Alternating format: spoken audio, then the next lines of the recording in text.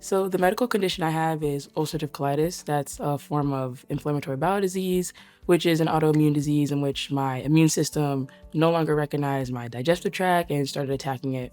And eventually, because of that, I ended up having an ileostomy placed. I was diagnosed at 17. I got sick while I was entering my senior year of high school, which caused me to miss sporadically big chunks of it. When I started getting sick, because I used to be an athlete, the contrast was so huge that it made it even harder. Like things like realizing that like taking a load of clothes out the dryer, it was so heavy, or picking up and holding my 5-pound dog, shaking because she was suddenly so heavy. Knowing that I used to be a year-round athlete, I used to weight lift for fun, suddenly struggling to carry my own body weight was very alarming, and it was very difficult to like face myself, to see myself in the mirror and see like a shadow of who I used to be. The initial treatment that I got when I was diagnosed was, if I had to sum it up, I would say traumatic. It had been about 2 months of me suddenly being very ill. So throwing up, passing out, passing tons of blood, loss of appetite, lightheadedness, weakness.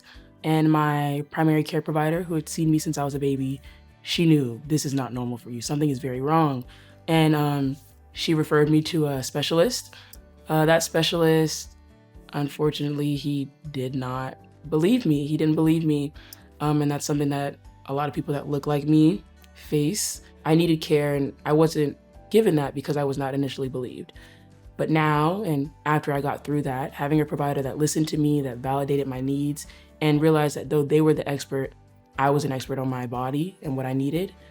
Oftentimes we feel like we've been given cards that are unfair, we're in tough times. And I think that the only way to give ourselves better is to advocate for ourselves, to make sure that we are in control of what we're experiencing as much as we can, controlling what we can control.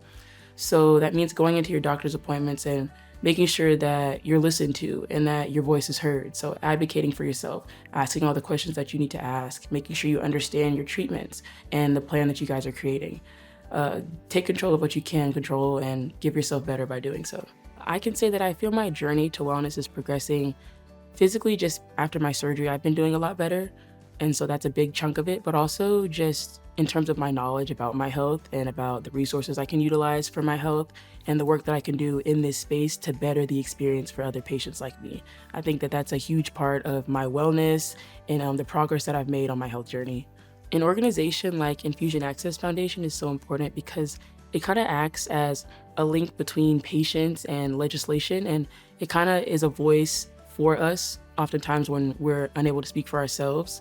We're such a vulnerable population at times, so having an organization like this and a foundation like this that's willing to kind of be at the forefront of it, but also give us a voice and a platform and the resources to voice our concerns and our needs, it really is an important link in the process of making our voices heard. Alone, I am inspired, but together, we're a force to be reckoned with.